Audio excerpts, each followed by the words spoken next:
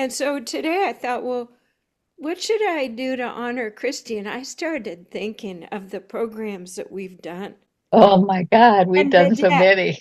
And some thin and some thick and some wild. There were circuses there. There was learning boundaries. There was defining what's truly a priestess and what's the dark priestess. And I mean, it was quite phenomenal. And since there's just a few of us, because Christy, no, I think what I realized is, Christy, you know all of my most significant moving parts for me of who I am, this planet, what I'm doing. Not too many people I feel safe to express and work that with. And then you encourage me to come out and do certain things with you.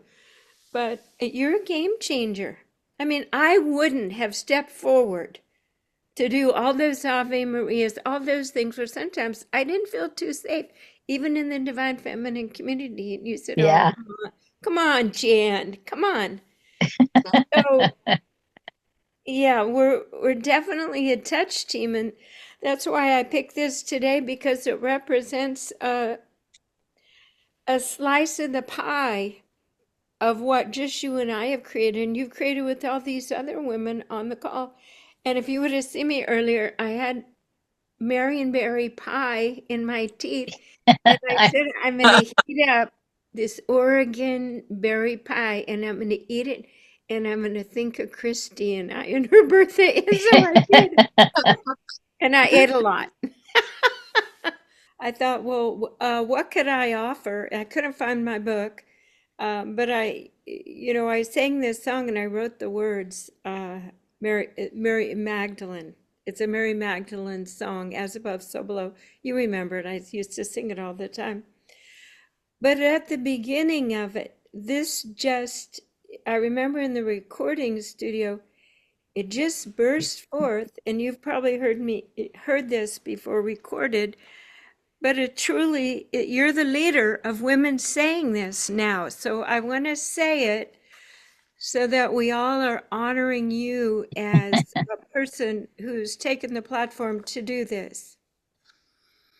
So we take a breath through our nose and out through our mouth, and we stand in this new power that we have generated on earth with your beautiful leadership. And these are the words: I now break my silence and reclaim my divine role.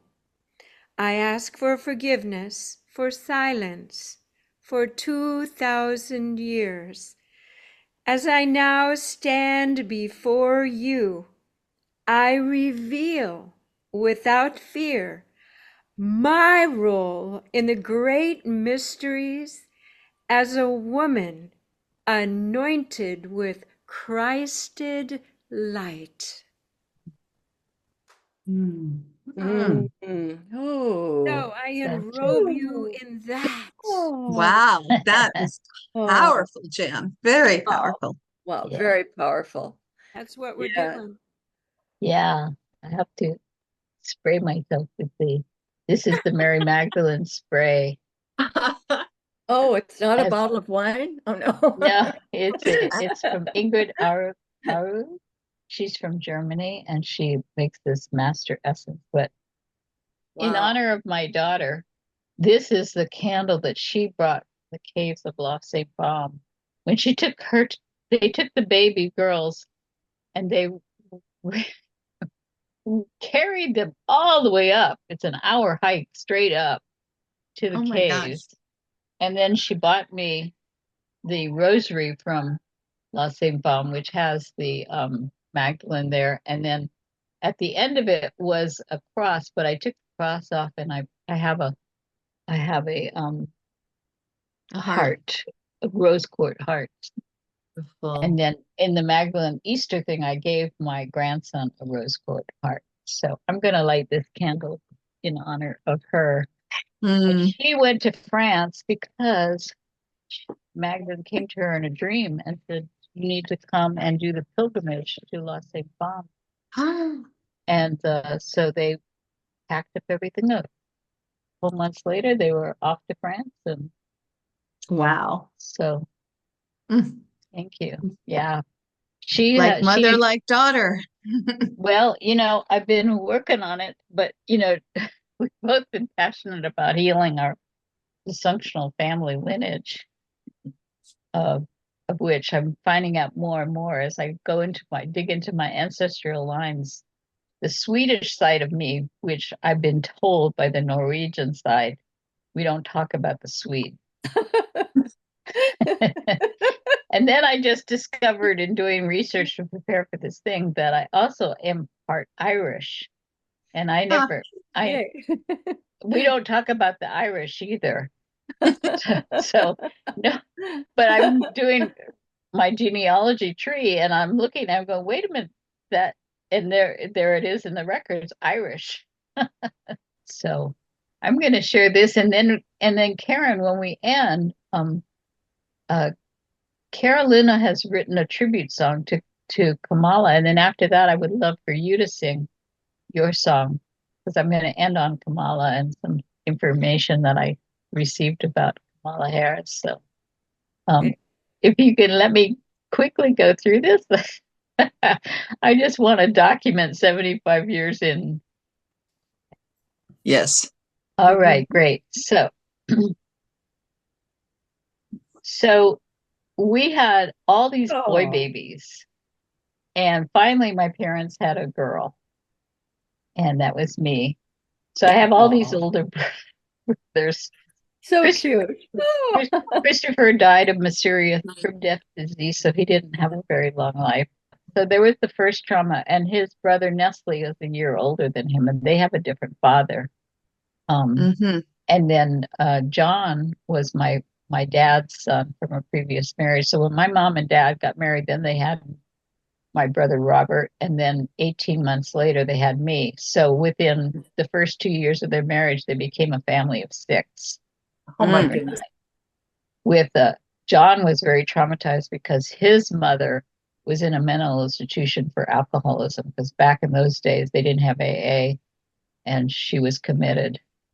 And my dad was also a pretty rip-roaring alcoholic as well. So, and my grandfather, his father, my dad's dad, was the pharmacist with a local drug dealer in Savannah, Illinois.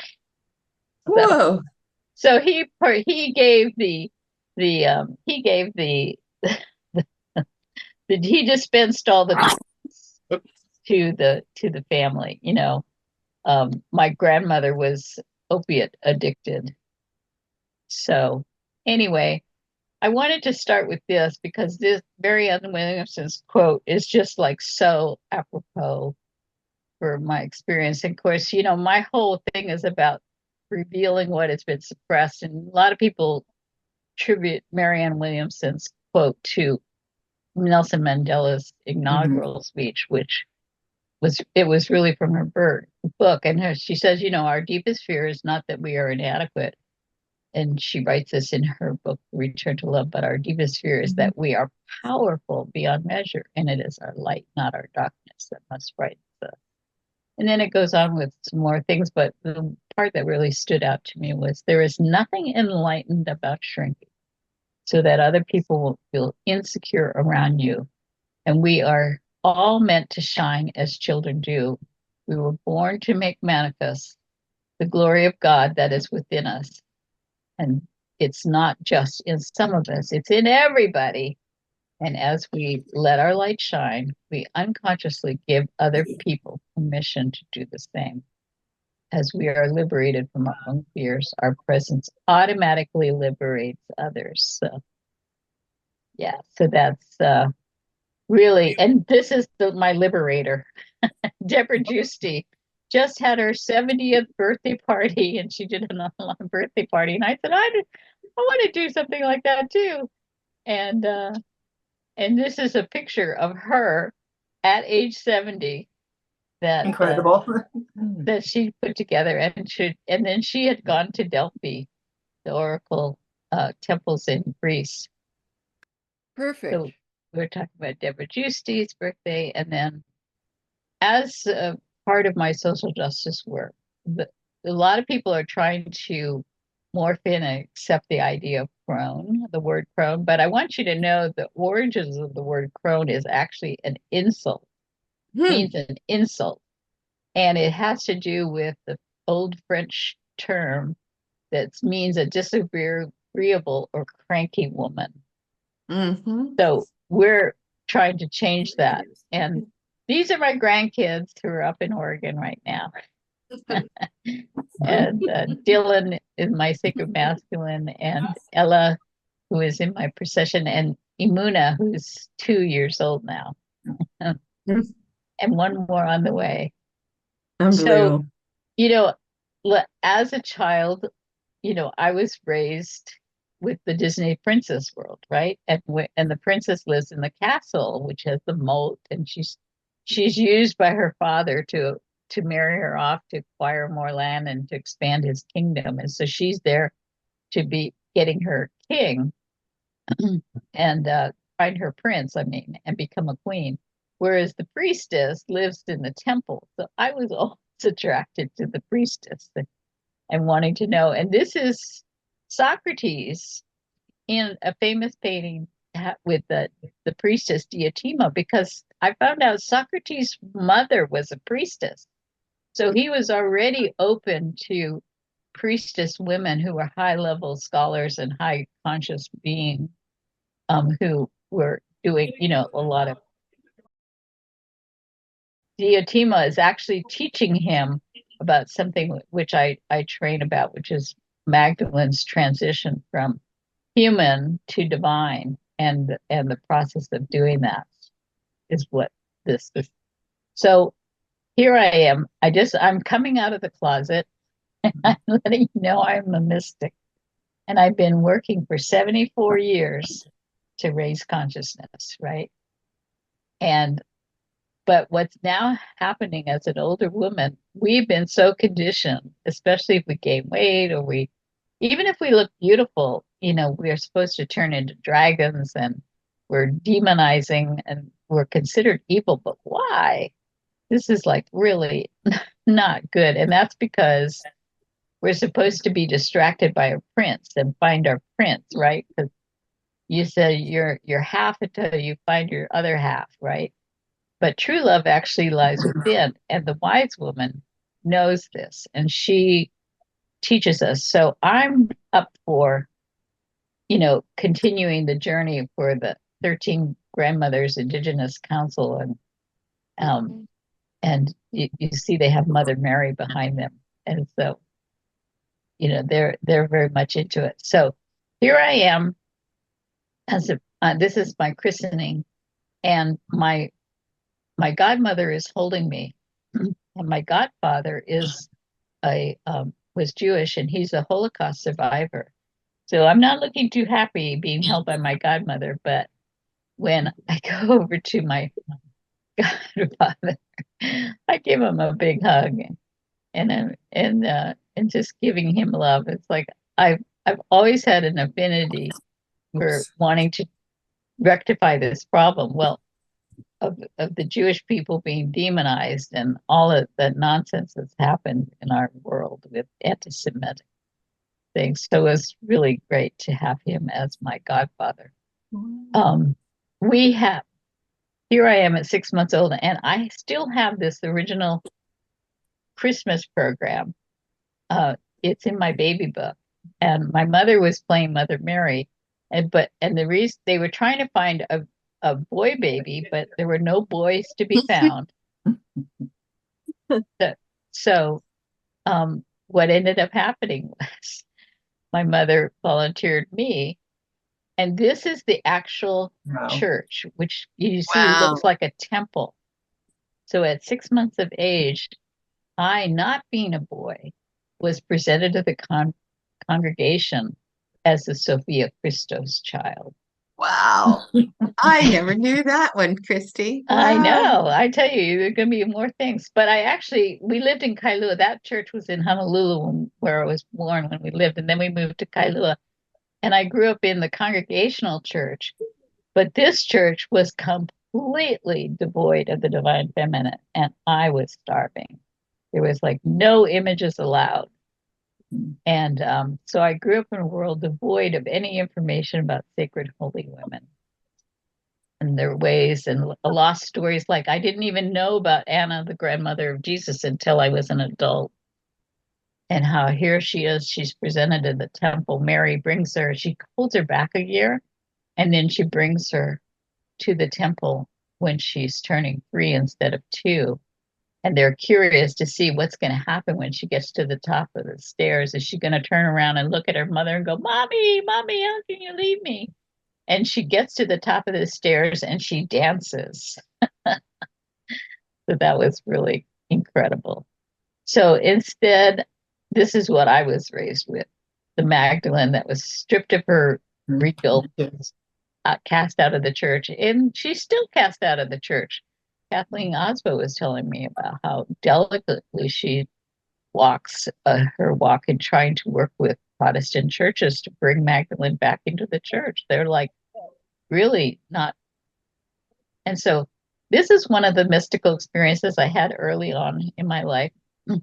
Being the youngest girl of 3 older brothers, I just wanted them to come and play with me, right? And that for me, life was about singing and dancing, but they had their own trauma issues and were not able to really play, and certainly not with a girl. And so I was, you know, not welcomed in their play circles and whatnot. So I could see that they were doing the singing and dancing that I was always wanting to do. And that to me, that's what life is all about. And so I kept hearing about this God character, that he was all these omnis. He was omnipotent, omnificent, omni this, omni that, right? And so I had to figure out a way to get a hold of this God character. So I decided to give God a test that only God could pass. And if he could bring me a diamond covered dress, then I would know I was dealing with God and he would help me out. So here's the picture of me in the diamond covered dress. We went a couple of weeks later back east for my grandparents' 50th wedding anniversary, and we stopped over in Chicago. And while we were there, a woman who were a family member, a friend who we were having dinner with, she said, "Oh, Christy, I have something for you." She went into her back bedroom and she came out with this dress, which was her daughter was the Olympic ice skating champion, and it was solid rhinestones. But that was diamond enough for me. I didn't know the difference. And you can see how much joy, and I'm already dancing. I'm kicking up my heels. And so I knew that there was a God. Fast forward to when I was ordained at the Isis Temple. I was ordained into the Lyceum of the Holy Sophia.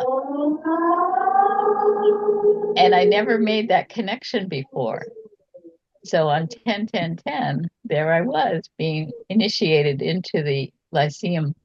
So this, we were playing around with the.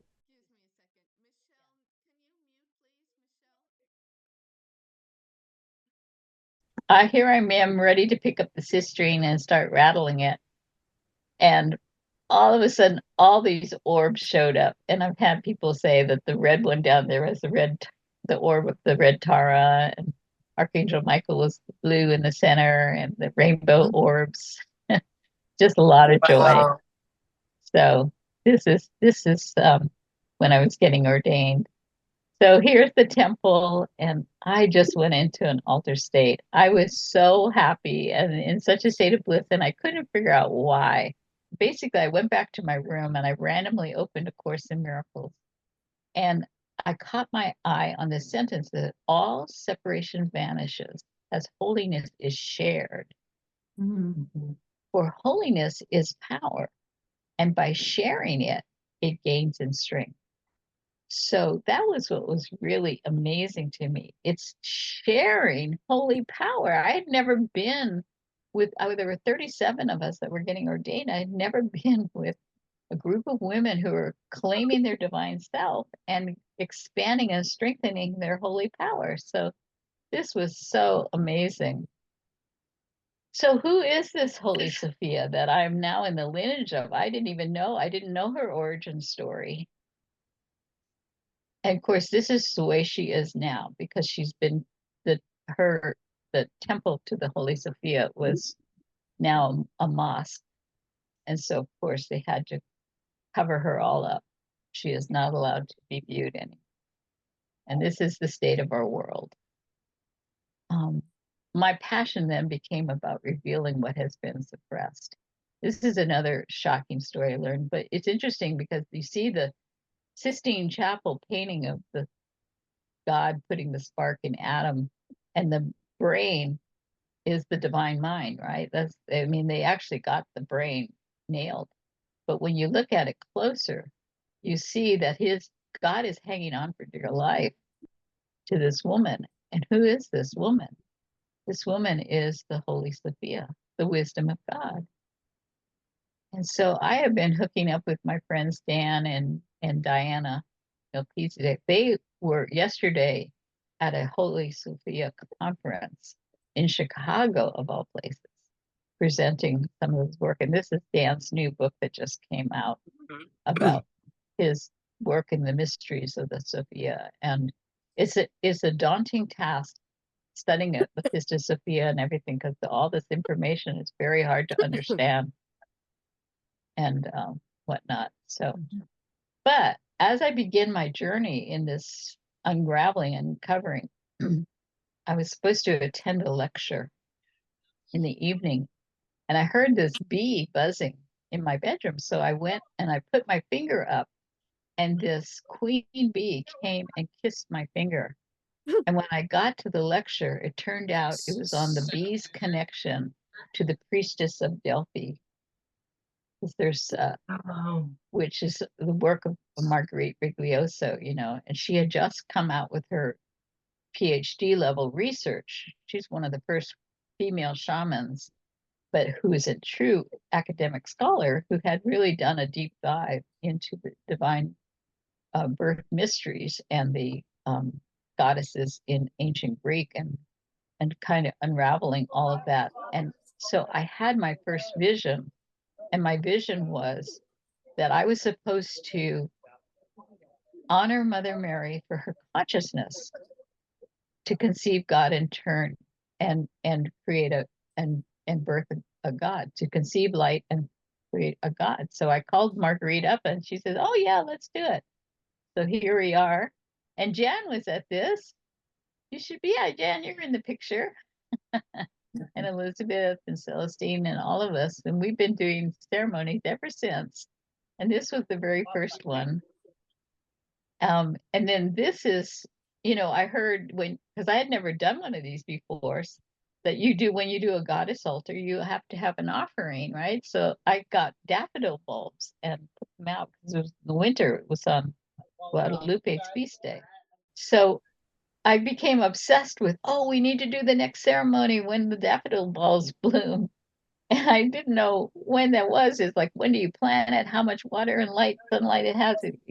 There's no oh yeah, it'll be blooming in 6 weeks. Well, the day that the daffodils bloomed, I was running out the door and I noticed, the daffodils are bloomed.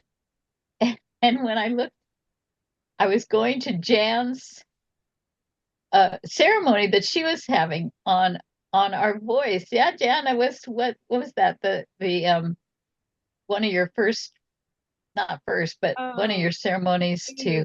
It was something about the voice of the divine feminine at the Nexus. Yes, with all the golden Buddhas. Yeah. And we were doing voice release work to help us open up our voice the women's voices, I think it was called a caravan. Yes, to release our voices. And there's all of the same group. We're all there. And I didn't know that the other women were going to be there. So we all were together when the daffodils bloomed, the day that bloomed. So I grew up in Hawaii, and thank God I grew up in a diverse family. These are my nieces and nephews, and my brother married a Hawaiian Japanese gal, and thank God for her. She was the rock. She was a mother bear for sure. She cared so deeply for her children. And this is my niece and my nephew, Sean and Jolene. And Sean is now a pretty high up steward of Hawaiian sacred lands. They have a heiau that is near his house that is for healing, and he's the steward of that. And so they're they're amazing people. And this was my backyard where I grew up. Our house was right on the beach, so I would run out every day after school and come down to the beach. And this is where I had my next mystical experience because I snuck out of the house at night just as the moon was rising. And I found this image which shows you just how it was when I walked down to that beach and this big, huge moon. And I had no idea how significant the moon was going to be in my life now that I'm doing Magdalene moonrise services, right? So I got to meet the moon goddess, and she was so stunning and so gorgeous. And ran and sang and leaped and jumped and all Broadway musicals that I knew on the beach all night long. And then I snuck back to the bedroom. My parents didn't find me out. Then, when I was in the sixth grade, I had a near-death experience. And this was quite amazing because I was trying to ride top speed to catch up with my friends. Uh-oh. And I fainted while I was riding top speed. And as soon as my body hit the ground, I came back up out of my body and I'm looking down at my body laying on the ground. And I was like, wow, that's really curious. I was not worried one bit. I didn't care. It was like an old coat. And of course, Course in Miracles says that that's what it feels like. Your body is like an old coat. And I didn't even want to put it back on. But I saw the ambulance was coming and my friends were freaking out. And I was trying to tell them, hey, I'm okay. And the reason I felt okay was because I felt completely whole. Nothing was missing. So I was so excited and happy about that experience because it really cemented in for me that I don't need to fear death. Life is more scary. So then I started my adventures. And of course, as a young adult, the very first thing I wanted to do was to go to the temples, right? I went to Delphi and to Athens and Greece and visit all the temples where all these gorgeous big divine feminine statues were. And it was such a love affair. And then later I went to Egypt and went to the temple of Isis. So what happened was I hooked up with Shannon Anderson, and she had written a book about her Magdalene awakening. And she had thought she was going crazy because she was getting all these downloads about Mary Magdalene. And so finally she said, Magdalene, this is you and this is real. Please give me a sign. And so she asked for a sign, and her sign was a hair tie, was in the trail where she was walking when she asked this question. And then she got down to her car and she turned on the radio, and there was a song from Hair on the radio. And so she realized that she opened her book that she was reading, and it just happened to fall on the page that said, and she washed with her tears, she dried his feet with her hair. And she went, oh, the hair tie is a sign. Well, she told me that we should go to to on the Magdalene pilgrimage. And so I said, sure, let's go. And when I arrived in London, I said to her, would you think Magdalene is with us? So she said, well, let's see. So we stepped out of the hotel and there's her hair tie. And not only was the hair tie, but every license plate started with 153, and 153 is the sacred geometry number of meaning that means the Magdalene. And every single time that we arrived at any site that had anything to do with Magdalene, we would find a hair tie there. So, including going up to the tour. And she got up ahead of me. So she's standing in the doorway holding a hair tie that was waiting for us when we arrived at the tour. And then when we went to Rosslyn Chapel, which is full of the divine feminine um, artwork and carvings and whatnot, is the home of the Knights Templar, right? There's another hair tie. Well, when we left Rosslyn Chapel, we had to go and find a bread and breakfast. So we're driving and driving. We don't really know, we didn't really have smartphones. And so we were just driving around. We come around the corner and there is a B&B. So it turned out we went in and we found out as soon as we parked the car, there was a hair tie there. So we knew we were good. And this was the home of a Knights Templar.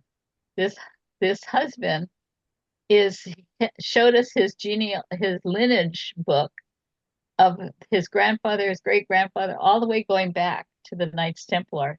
So we slept in, and they had bought this chapel, and so we were with the Knights Templar that night. And then we went to France and the Artemis Cave. And this is where my grandbabies went with my daughter to the caves up in the south of France. Anyway, at the end of the whole trip, we had 27 hair ties. But I started telling my friends and emailing them while we were on the road. And guess what? Joanna started finding hair ties everywhere. So I wasn't the only one. It became a thing. Then my next travel adventures was when on 12/21, the world was supposed to end, if you remember that. So I went with Deborah Giusti and we took a cruise down to the Mayan pyramids, and Colin Andrews, who is the man who coined the term crop circles, was on the cruise giving lectures. And he's showing all these lectures. And I said to him, "Hey, Colin, did you notice that all of the crop circles seem to be goddess symbols?" And he was like, "Yeah." He said, "That's curious." He said he was so excited because he got a grant that allowed him to get all the electromagnetic equipment to measure it and, do all the engineer things to crop circles. Okay. So this is a Guatemalan shaman woman, and we went to hear her lecture. And when she spoke, it was really interesting because what she rose to speak and she said was that it is now time for the men to take a back seat. That it's not the end of the world, she says, but it's the end of a new era where the divine feminine is rising and in partnership with the divine masculine. She had this beautiful flower mandala that she had made on the bottom. And so she rose to speak about the men allowing and respecting that the women were going to be rising now, and that we were going into a new era, that the Mayan calendar was going to be over. And then I learned about this crop circle that basically was formed on Magdalene's feast day on July 22nd, which showed the complete opening elevation of Mary Magdalene. And I got really curious about what was the first crop circle of 2012. So I researched it, and it turned out it was the flower of life symbol that happened, was as the first reported crop circle. And then when I looked for what was the last one, it was in Australia, which was, their opposite. Their summers, our winters. So at the end of our year, and they had a Vesca Pisces with the flower of life symbol. And when you do the math on the sacred geometry configurations, it comes out to 153 fishes were caught in the net.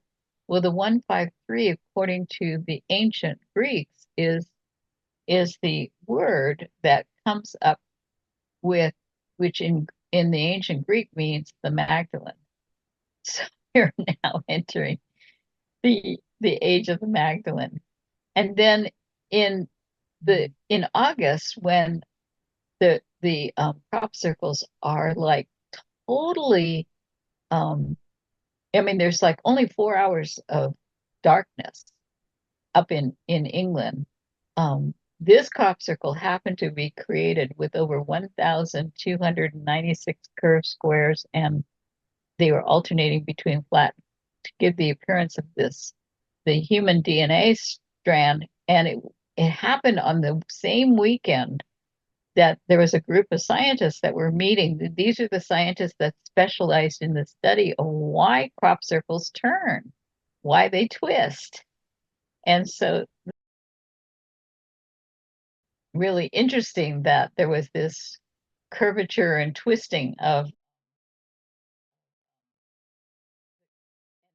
and that there's no way, they said there was no way that anyone in 4 hours time could have made this crop circle because it was way too complex. So the other thing about it was because where the the grass is up, that's a 1, and where the grass is down, that's a 0. So they fed the ones and the zeros into the computer, and they got a message. They were looking for what was the message of this crop circle. And the message was, Goddess of all creation. So I thought that was fabulous. And of course, we were, of course, ending, according to the Mayan calendar, the era. I'm entering a new era. So we also were having in 2012 the Venus transit. And of course, there was a crop circle that showed the phenomena of Venus transiting the planet, which is this wonderful image of the little tiny dot of Venus across the big sun. But I thought it was interesting how the Cathar symbol is also very similar to this. Cathar's symbol is, showing a circle, and it represents the maypole, because when you look down from the heavens to earth at a maypole, what you'd see is the top of the maypole, which is just the pole part. And so that's why, and of course the maypole was for dancing and singing and joy of heaven on earth, right? But unfortunately, we had Pope Gregory, who decided in 1969 to label Mary Magdalene as a whore. And,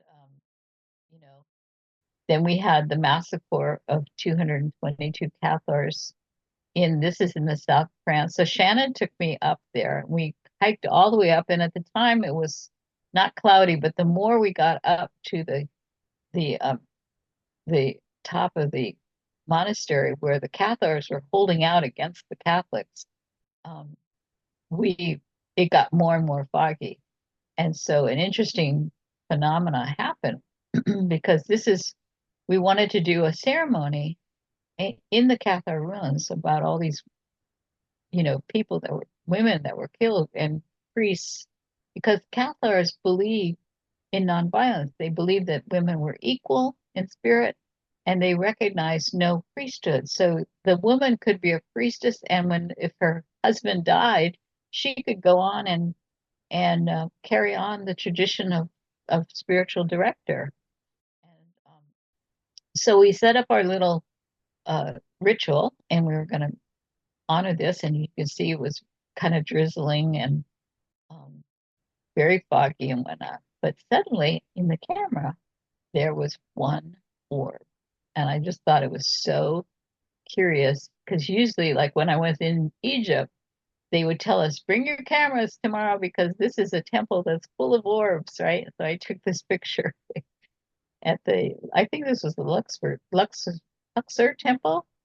And so there's this one orb all by itself, and it's a foggy, rainy, drizzly day. And then my friend gave me a book from my birthday on the Magdalene, and I found this picture of the one orb with the Braille cup. So I thought that was really, I love all these little magical synchronicities. But more importantly, you see how the monastery where the Cathars was very high up, trying to protect them from the Crusades and the fact that the Pope wanted to annihilate them, genocide. And so Kathleen McGowan had on her website all these resource links. And I was clicking through them because she talked to at one point about a story of 4 Cathars that had escaped the backside of and which was quite a daunting task to get away from the Catholic, crusaders that were going to massacre them all. So 4 of them, and the story is that I heard was a teenage boy, an older man, and 2 young priestesses. And the reason for the 2 young, now these are 2 young girls who are fully trained in all the ways of the Cathars, and they knew that the Catholics would treat them as rubbish. And so they would just release them and let them go and not be bothered with them because they're women, what does that mean? And so they made sure these girls knew everything about the Cathars' ways. And so I'm looking in the links on Kathleen's website, and I found this link that went to the thing that was called the Magdalene House. And there they said is the listing of all the families that are descendants of the Cathars. And there's my oldest brother, Nestle. Father, it was a different father. His father's name was Brown, and my father's name was Craig. So we had the same mother.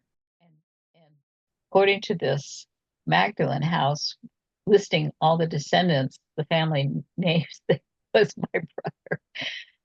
And Nestle and I are like, Nestle's a scientist and a professor and not really very spiritual guy. And so it's like, what this connection? Like, how do we pick their family? We're supposedly pick our family members. So it's like, it seems so opposite to what I would have picked as a little girl who wants to just be in a family. I should have been in a family of all musicians and singing and dancing and whatnot. And turned out not to be the case. But anyway, that was really interesting for me to find the Brown connection.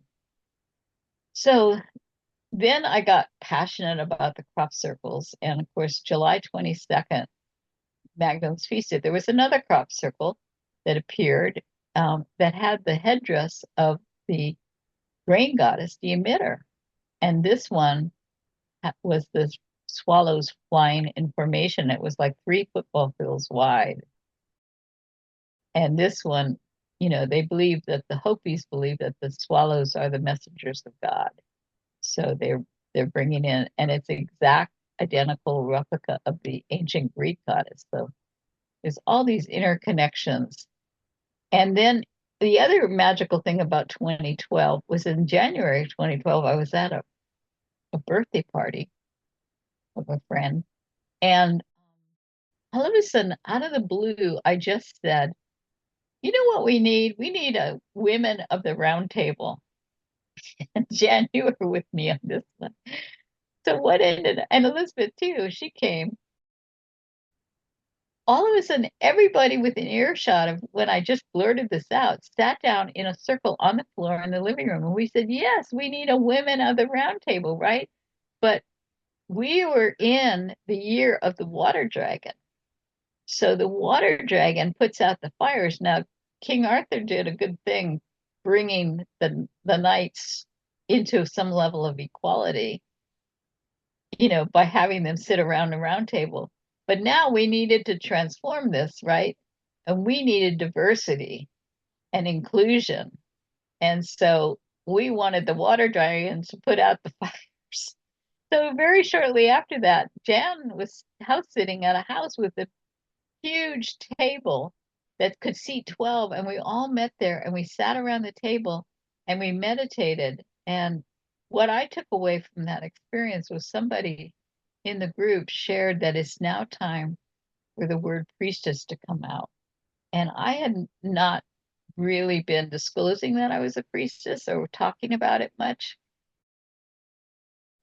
So I felt like, yeah, I need to feel safe, and we are safe, and so I want to come out and say about priestess. So that's what happened.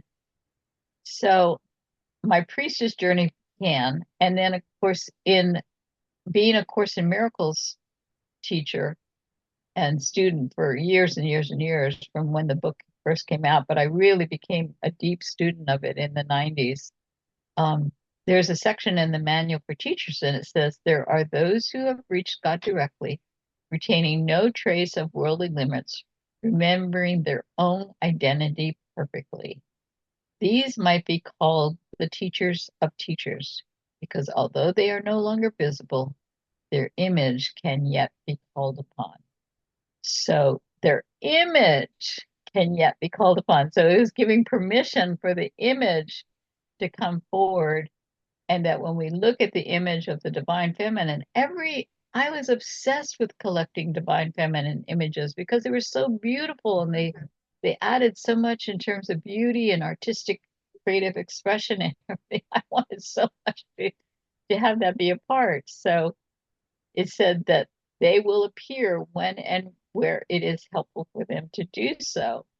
And so, and of course, now we've had women who've come forth and told their stories about apparitions appearing to them, like Elizabeth has had, and Kathleen McGowan has also had.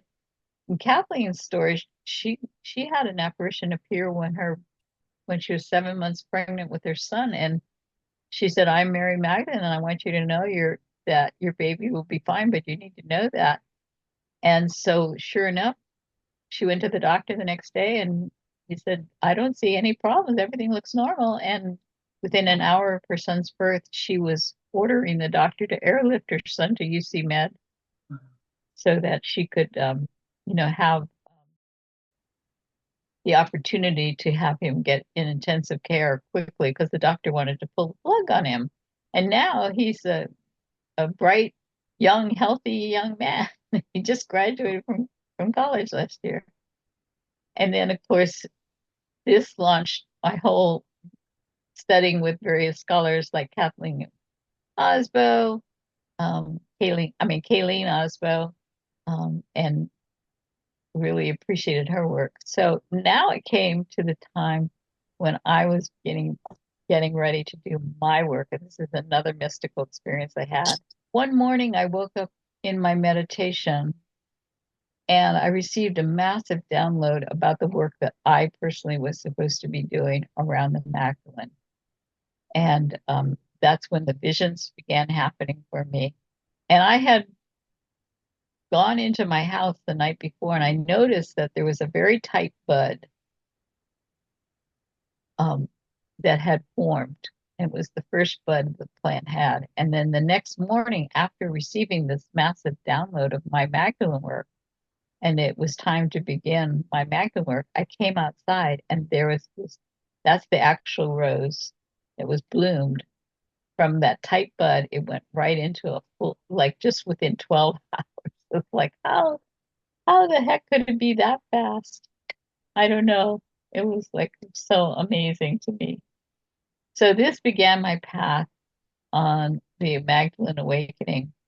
And then, of course, the other mystical thing was having the doors fly open so that I could begin to do some of this work. And Unity in Marin, Bill Englehart had a dream that the Black Madonna came to him.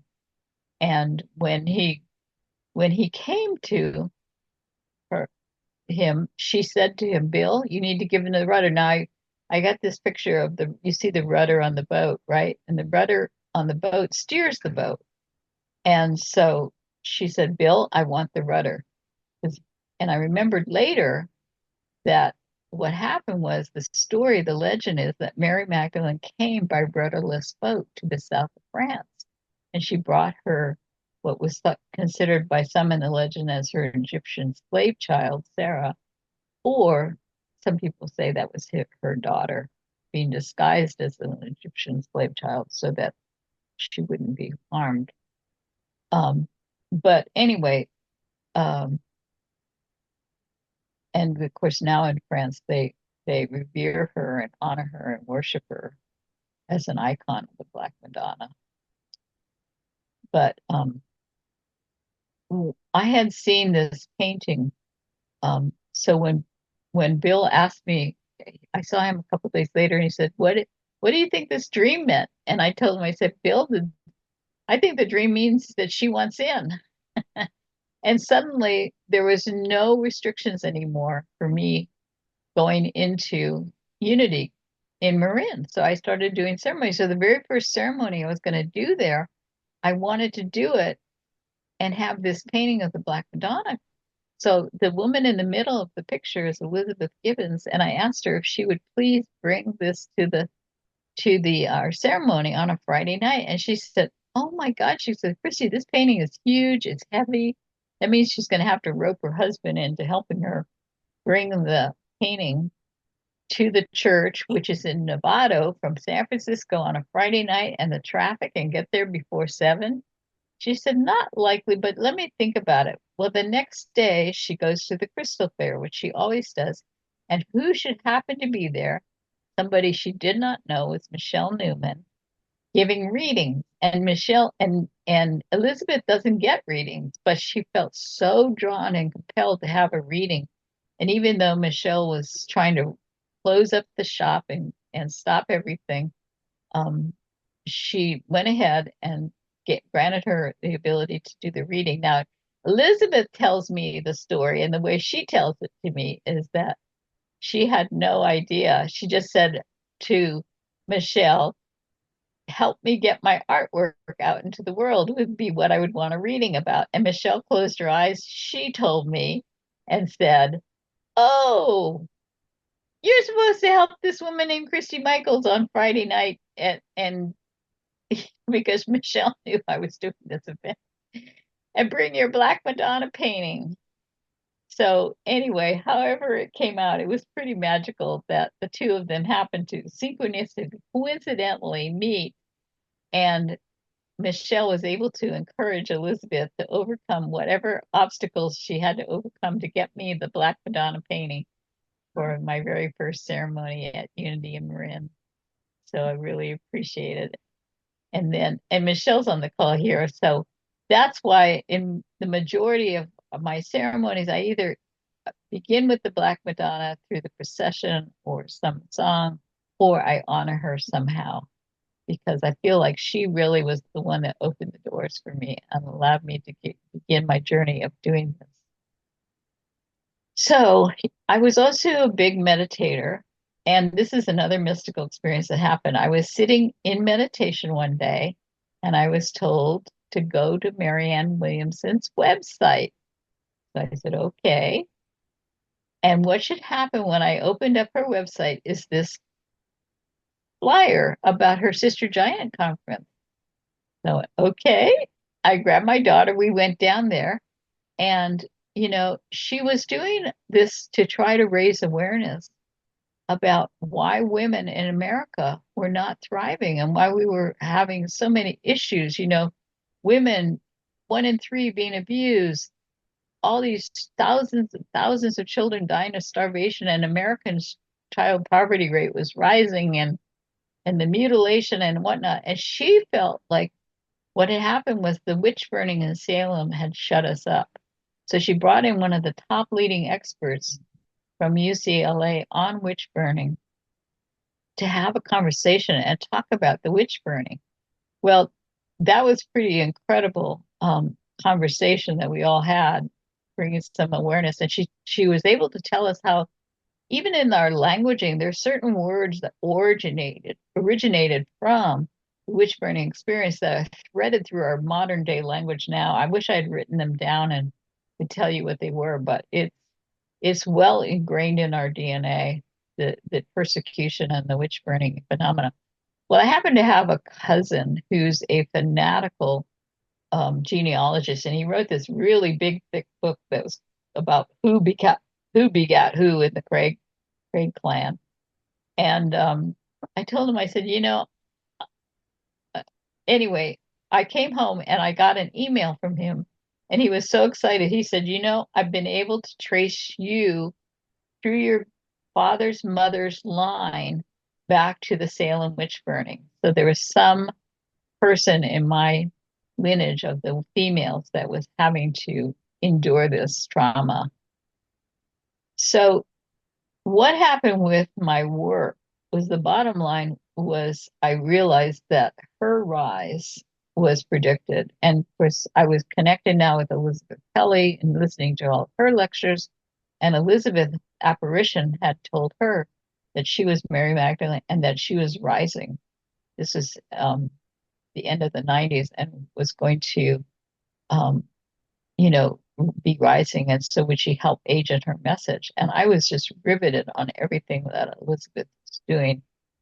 But then I found out when I went to Charles Fillmore's, Myrtle Fillmore has a Magdalene chapel. And in her chapel, she has this passage from the Bible. It says, I tell you the truth, wherever the good news is preached throughout the world, this woman's deeds will be remembered and discussed.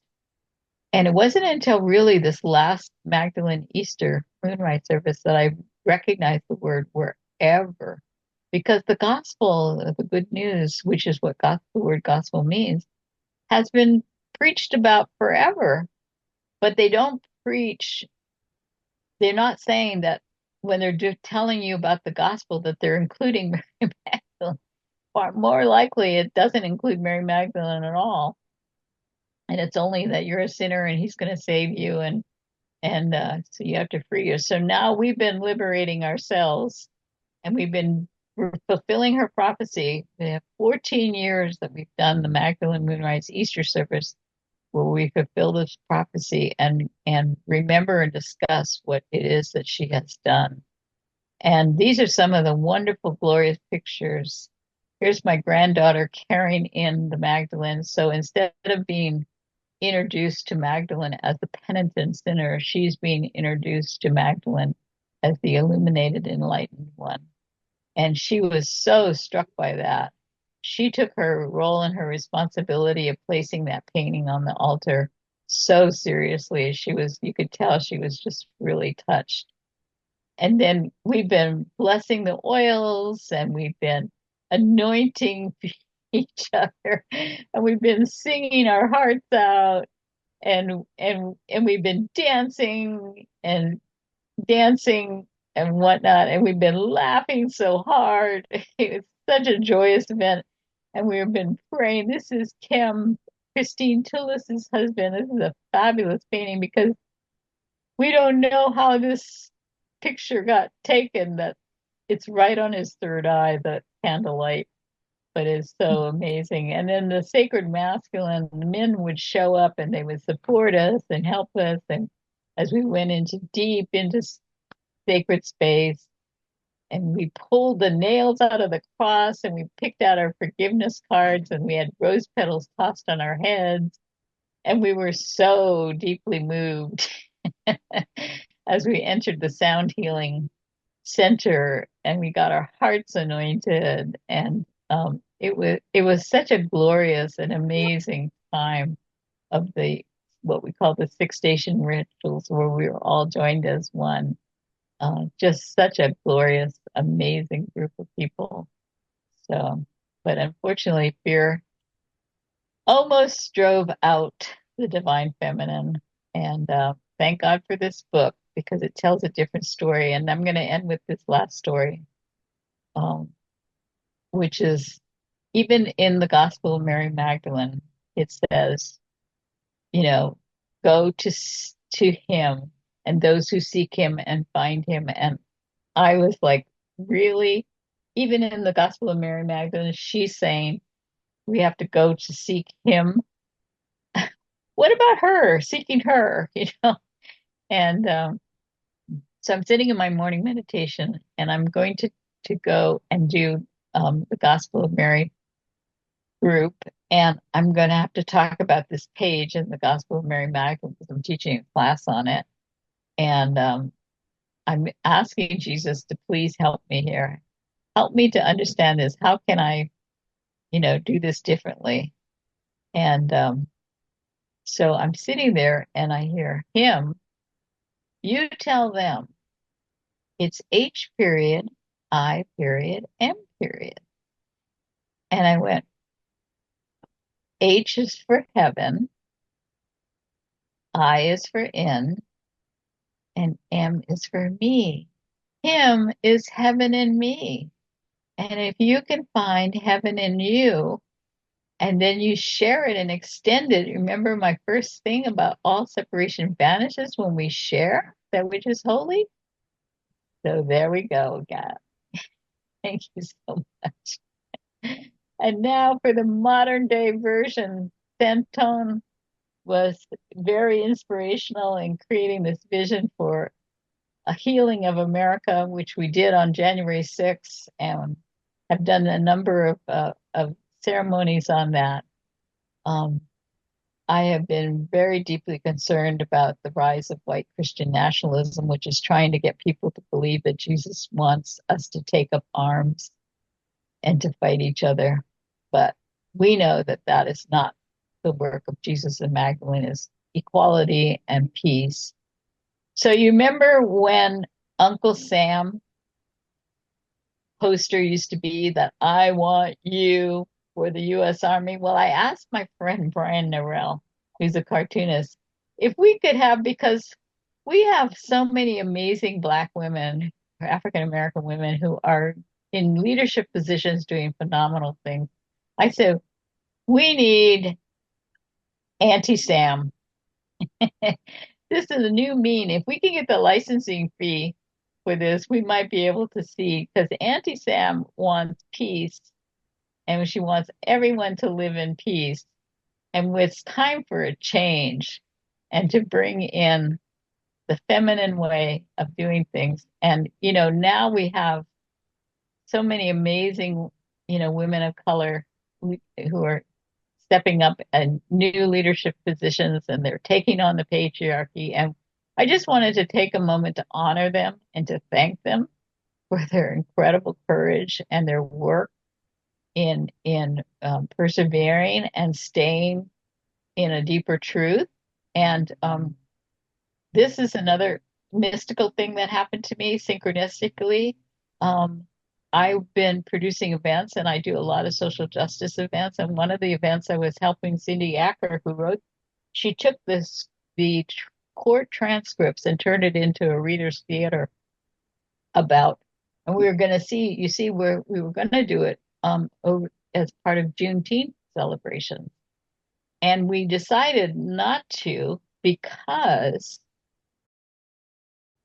who should be sitting in the congregation the day, just happened to be sitting in the congregation the day that we decided to announce that we were going to do the, instead of, I'm sorry, we were going to do it for part of Black History Month in February, and we were going to change it to a Juneteenth a celebration, and was Deborah Warren.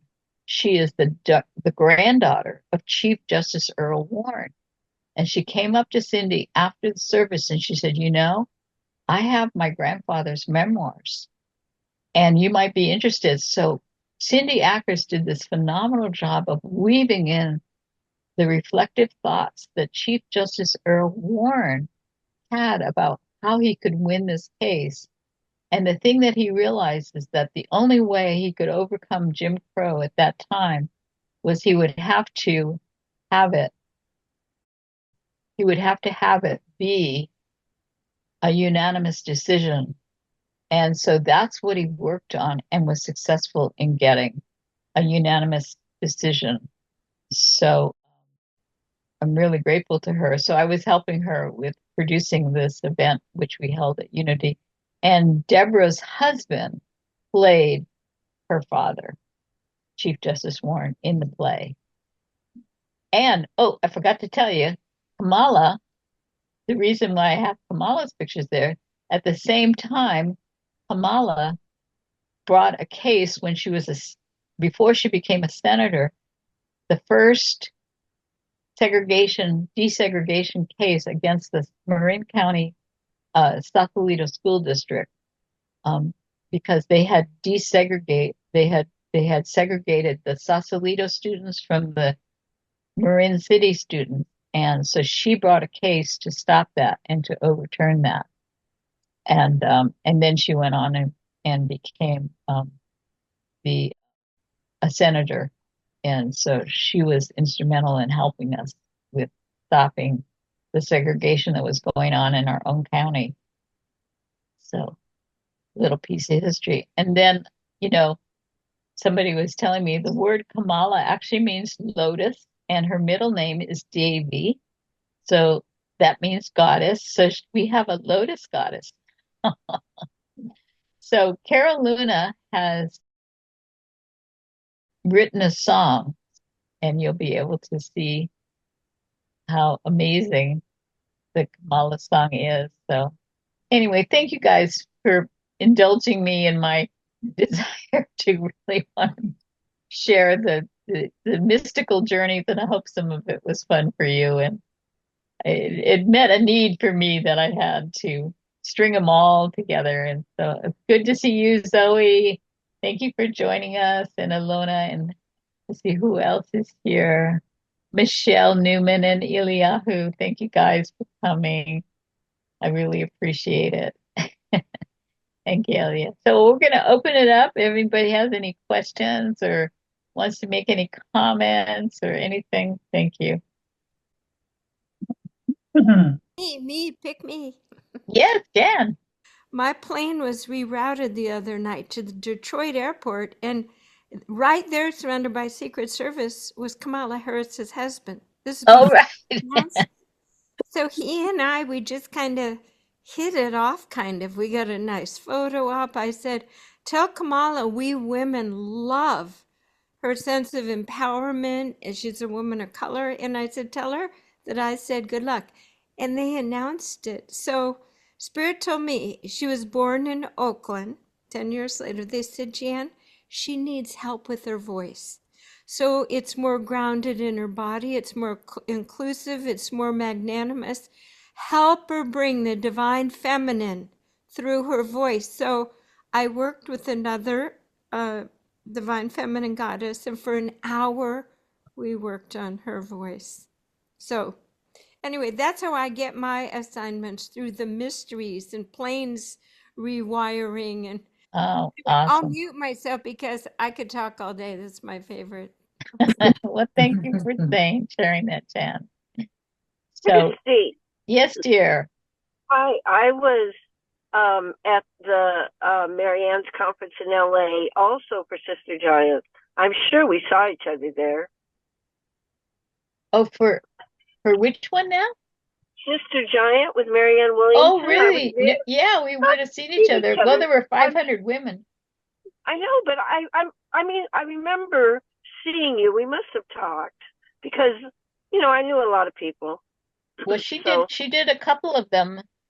This was the one where she did the witch burning, and then on Friday night, and then on Saturday, she did Angels with Iron Jaws, which is the suffragette, the story of the women suffragette, and then Sunday was these documents are a must see.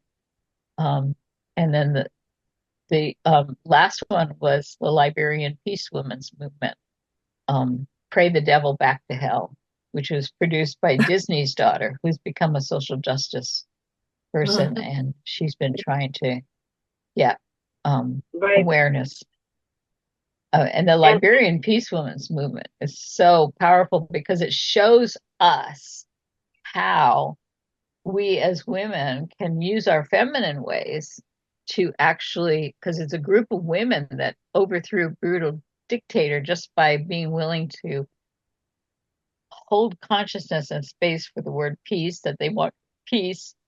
And then they joined with Muslim women. So we had Christian women and Muslim women praying together for peace.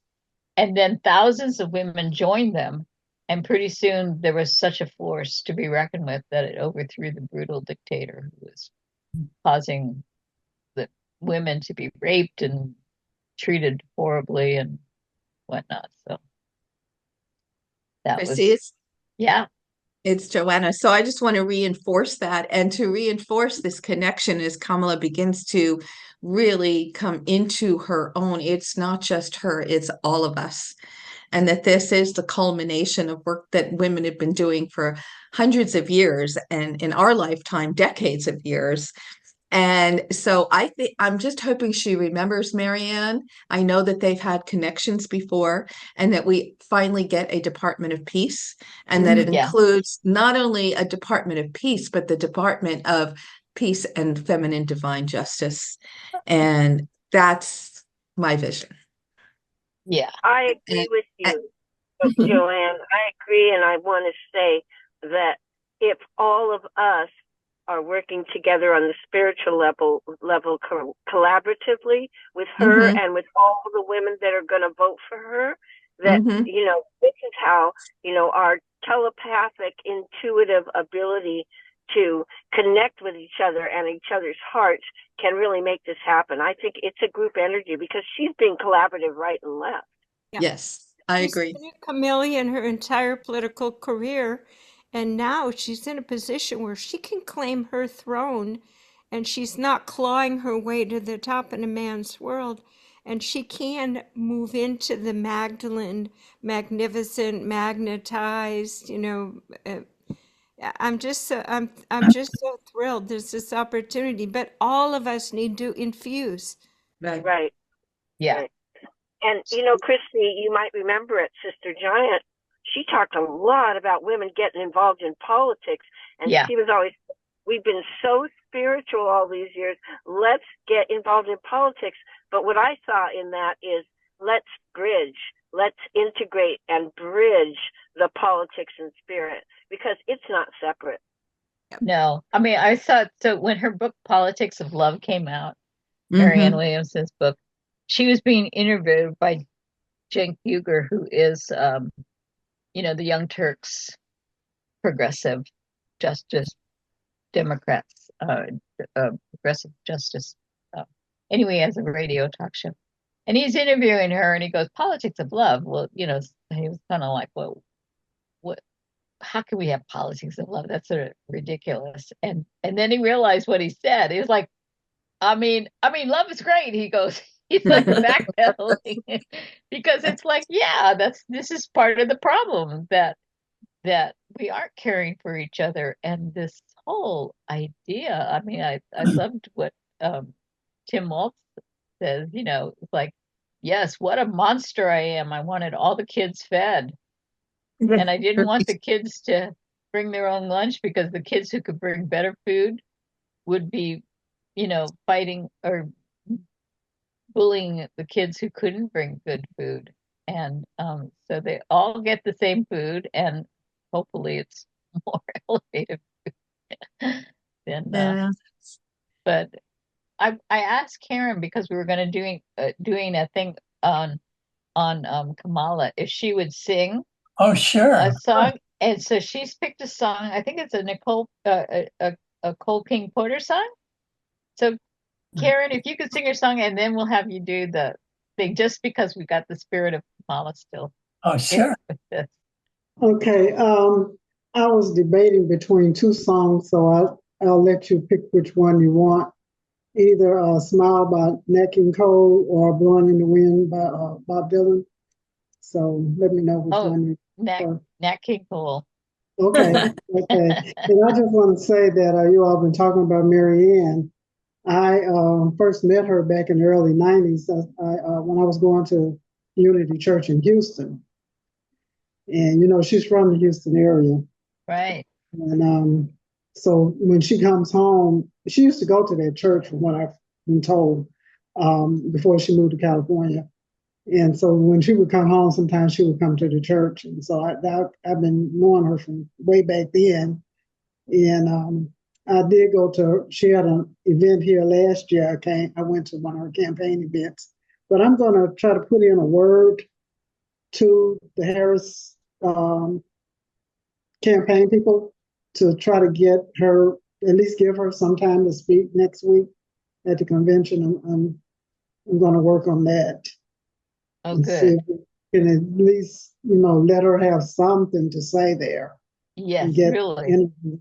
Because I do think that religion without some kind of spirituality is it gets to what we see with the Christian nationalist movement. And I did watch that movie Bad Faith that showed how that whole movement got going. And so I've been sharing with them, trying to get people to watch that. Yes, good.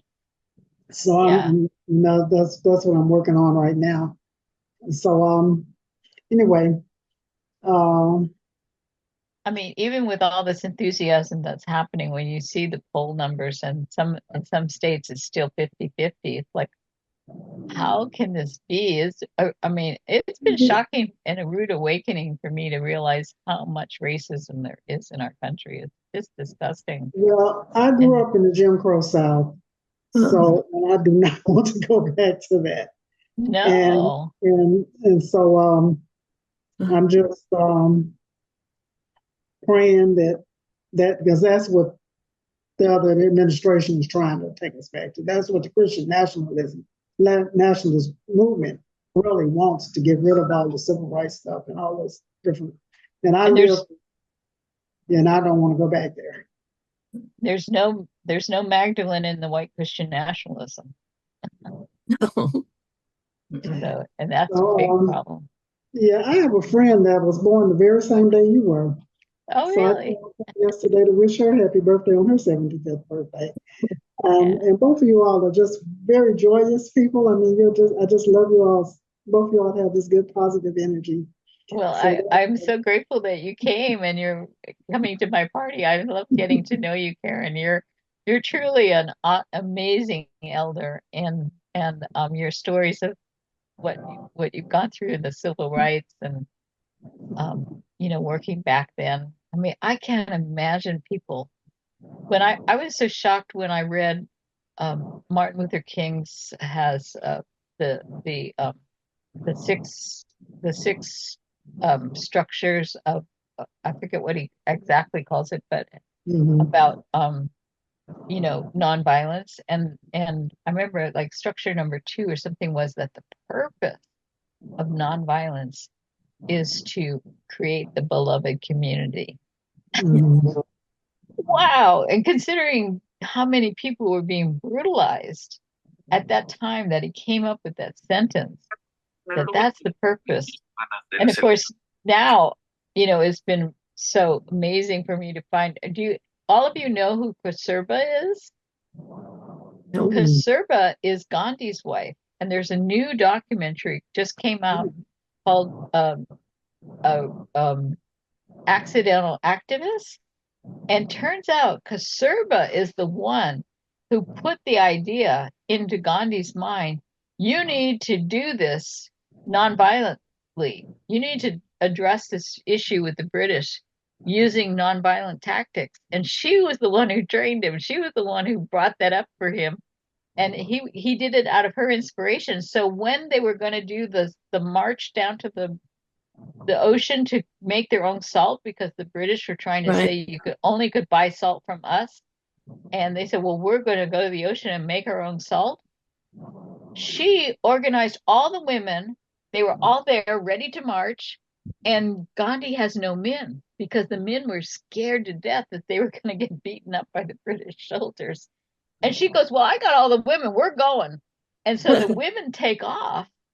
And so Gandhi goes, okay, I'm coming. And so he starts taking off. And so the men see that the women are leading.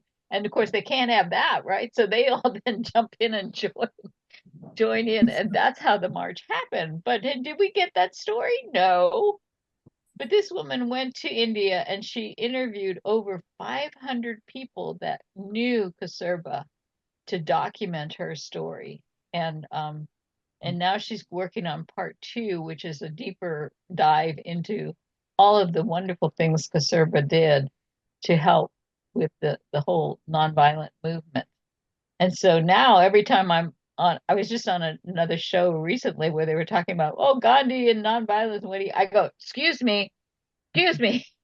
There was a woman behind this, which we all know, but it's really time to start acknowledging the women. So, Well, they really don't talk about the women that were in the civil rights movement. It was the men who were out front for the most part, but their wives and there were other women that really played a big part in that movement. And I was fortunate enough to know Mrs. King, and I used to talk to her all the time about certain things. And so, yeah, they did a whole lot of stuff. But I went over to the King Center last month. They had Be Love Day and premiered a film. I can't think of right off the name of the film, but I'm going to try to give that information to Scott so maybe he can get it shown. But yeah, they're still working on that same premise of that beloved community and that love portion of it. yeah, exactly. Yeah. It's what we need so much. So thank you for all Okay. you do. So yeah. So I guess I'll go ahead Okay. and sing. Smile, though your heart is aching. Smile, even though it's breaking. When there are clouds in the sky, you'll get by. If you smile through your fear and sorrow, smile, and maybe tomorrow you'll see the sun come shining through for you. Light up your face with gladness. Hide every trace of sadness, although a tear may be ever so near. That's the time you must keep on trying. Smile, what's the use of crying? You'll find that life is still worthwhile if you just smile. Thank you so much, Karen. That's beautiful. Thank you. Very beautiful. All right. I'm still that little girl inside who wants to just sing and dance and play, you know. That's what we're supposed to be doing, right? What is all this war and whatnot? I had a dinner party with a group of friends yesterday, and somebody asked me, so how do you feel about being 75? And I just stopped for a second, and all of a sudden I just realized I am so pissed because I thought by the time I got to be 75, the wars would be a thing of the past. We would not be dealing with war. We would not be dealing with racism anymore. People would have grown up and learned that we're all human beings. And so they would be there would be enough integration, enough diversity, enough inclusion happening that we wouldn't be dealing with this. And I just am just beside myself. I was realizing how angry I was. As a teenager, we were flower children and we were like, make love, not war, right? and and we were marching and doing all this stuff, to try to stop this insanity. And here it is. The Gaza thing is just heartbreaking, and the insanity that these Netanyahu, Putin, and these individual white guys are being allowed, and they are being allowed to just wreak their insanity and their insane thoughts and beliefs on people and destroy them. It's like, but I think that's why I support Jan and her work, because it's really about us raising our voices. And we have to unify. We have to come together. This is part of our fault, We've been scared and intimidated. Women in the 50s were not empowered. We didn't get money in our own name until the 70s. And so women, and we just lost the Equal Rights Amendment. For God's sake, we lost the Equal Rights Amendment. We did all this work to have that one sentence in the Constitution put in there as the amendment that says women are equal, and now that's been killed. It's like, and where's the outcry? Where's the uprising? Women are like, well, my life is comfortable, so I'm not too worried about it. I go, yeah, but that's because you have white privilege, or you have friends and family that are around you and supporting you. But Christy, I want to share this. It was in the IJ this morning. And let's see. It says, let's see if I can. You got your fog thing. You have to put it right in front of your face. Tell me when you can see it. No, we can't. It's all fogged out because you got the fog thing going on. Oh, well, it says white dudes, great big caps, reshaping manhood this election. And it's white dudes for Harris. Call, let's see, call on July 29th. The common wisdom parroted by the media was that most white men support extreme right causes and candidates. Not so fast. We're taking white men back from the MAGA movement. And then it goes on to say there's a whole movement of white dudes for Kamala, for Harris. Whoa. Wow. Yay. Yay! $1 million. Now There we you go. can- See that? Those white Can you dudes see that were now? on a Zoom conference call, and they raised $4 million, Right. Right. Kamala Harris. Wow. Yeah. It's And they were terrific. so articulate. And from, I think Walls was on that call. There was people in Hollywood, all across the board, young, older men. It was quite impressive. Thank the goddess. Wonderful. So you all keep doing what you're doing. I am so glad you are all in my life. I so appreciate it. It's been great seeing you, Zoe, come to the different. Yeah, I really enjoyed hearing you. It was wonderful. Oh, And thank happy you. birthday. Yeah, most of my friends have heard it over and over and over, but thank you for staying. I mean, even my very first ceremony that I ever did, the vision that I had, that I just sat up in bed one morning, and this is 2 weeks after I'm ordained, and I heard, you are going to do an event to honor Mother Mary's consciousness for conceiving light and birthing a God. And I went, I am? I had never done an event. I'd never done a sacred ceremony, everything, but then everything, all the ideas, how to put it together, who to call, who to involve in it, just all came pouring in. And with it came the confidence to do it. So I knew that I could do it. So I started calling Dan, I called, various people. But what was really interesting was it was a very, we were there was some bossy people and whatnot, and we were going back and forth, some bickering that was happening. And I realized that if I'm seeing it on the outside, that's a projection. So obviously there's something in me. So I went into a meditation, and what came up was my old mother. And I realized that, I remember going into a therapist's office one time, and I had gotten a letter from my mother. And I asked the therapist, I said, is this a cold letter? Because I was like a fish in water. I had no idea what a warm mother was like. Oh. And so my therapist read the letter, and she said, Christy, this letter is so cold. And it was like, really?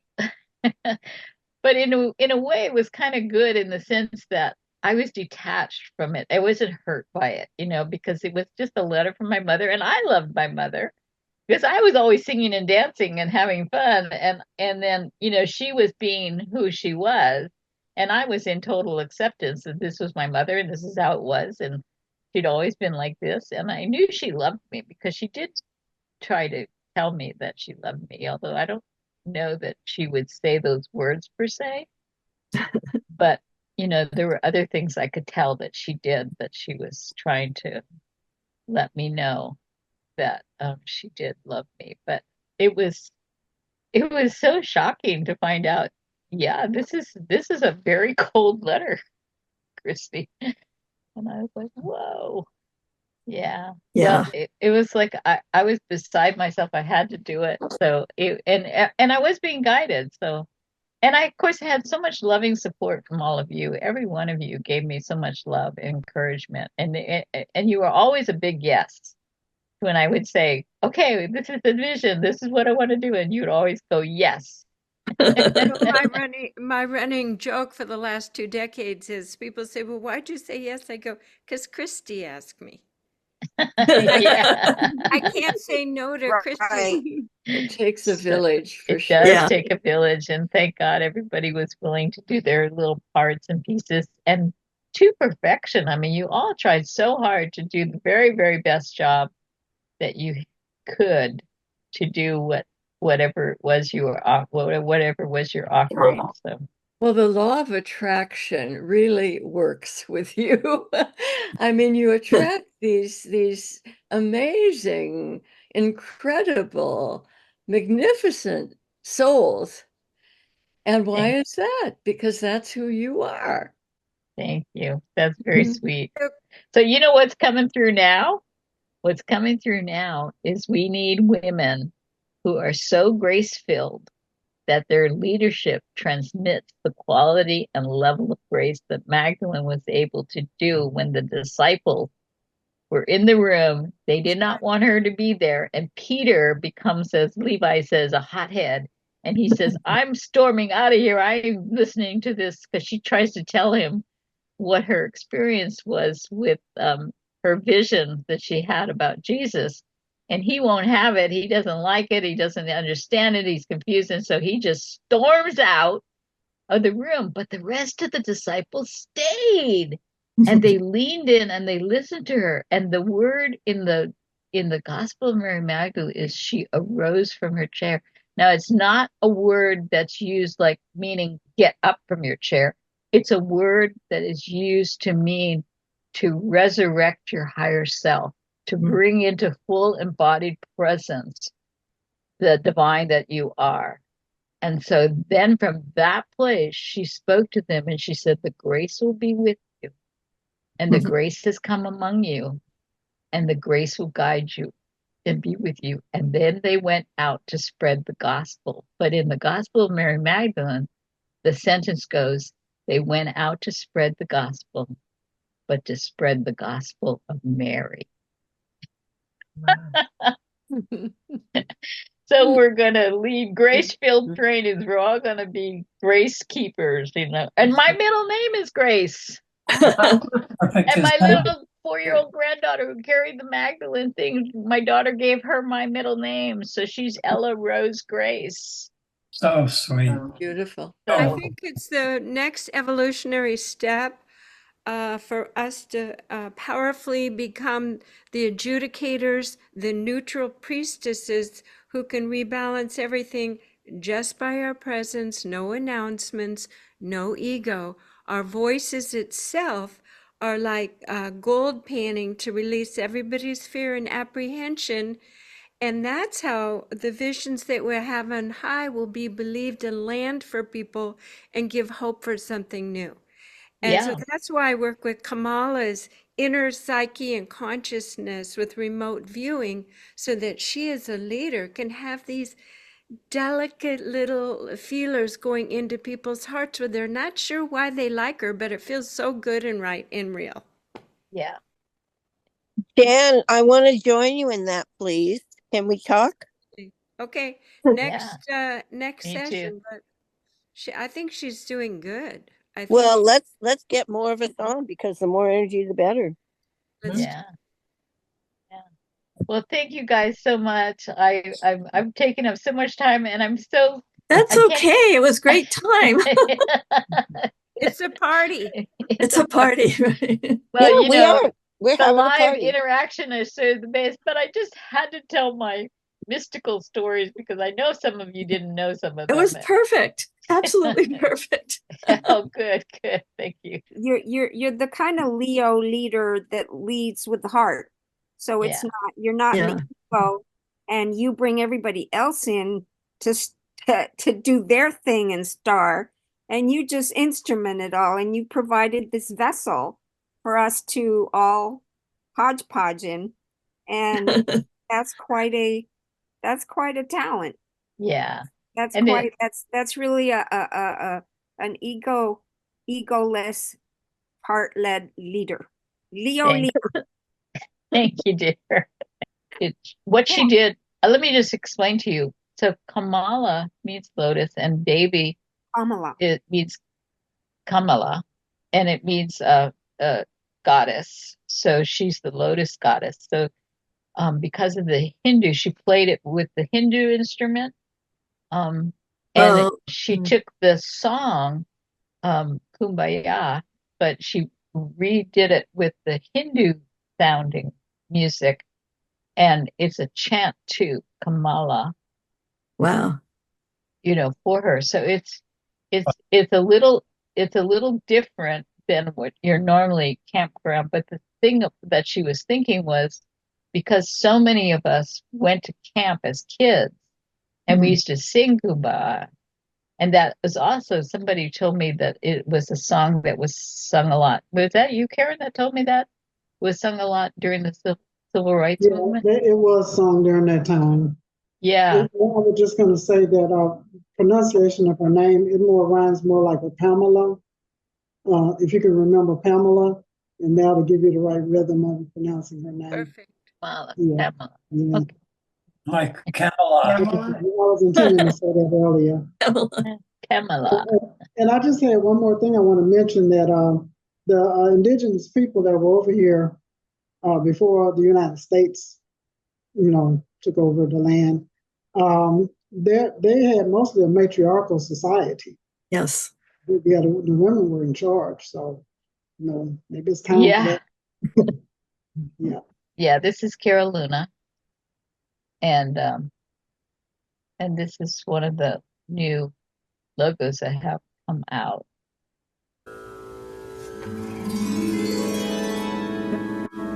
Can you guys hear the music? Yes. Yes. Yes. Kamala Devi, Kamala,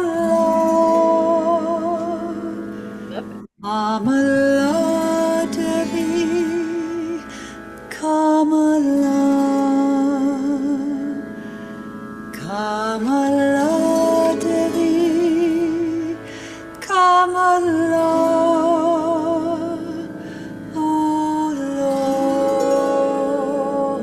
Lord, Kamala. Someone sing, Lord, Kamala. Someone singing, Lord, Kamala. Someone singing, Lord, Kamala. Oh Lord, Kamala.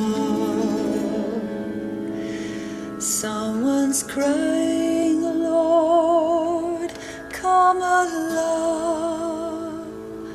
Someone's crying, Lord, Kamala. Someone's crying, Lord, Kamala. Oh Lord, Kamala. Someone's praying, Lord, Kamala. Someone's praying, Lord, Kamala. Someone's praying, Lord, Kamala. Oh Lord, Kamala. Someone's awakening,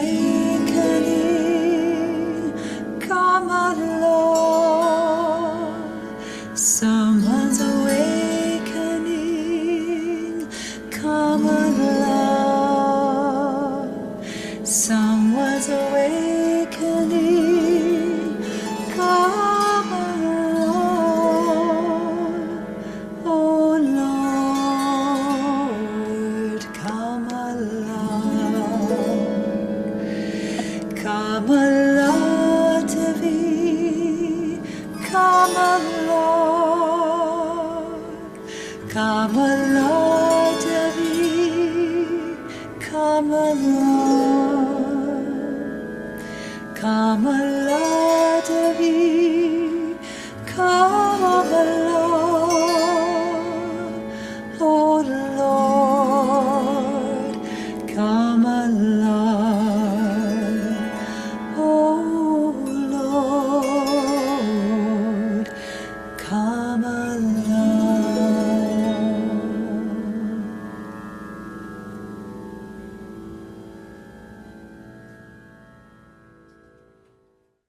Right. Christy, how do we find that on YouTube? I'm sending you the link. It's Oh, in the good. chat. It's in the chat right now, and it's a hyperlink. So if you open up your chat, you should see it, and then just click on it, and it'll take you right to it. So I want to send it around. yeah, Me too. I want to send it to everyone I know. yeah, That's beautiful. I know. Beautiful. So on YouTube, do they use her name, or how do you? Yeah, Uh-huh. yeah. The name I'm- on YouTube is Kamala. Okay. Come on. Yeah, it's just her name. Kamala Levolution is the channel that she's created. Ah, It has 134 views, so it'd be nice if it would go viral. Yeah. But really, the whole idea that she was saying, and the reason it's done with the Hindu sound and the Hindu tones is, because honoring her Indian heritage, but also the the the the song Kumbaya is something that we all sang as mm-hmm. camp girls, Yeah, yeah. for those of us that did that.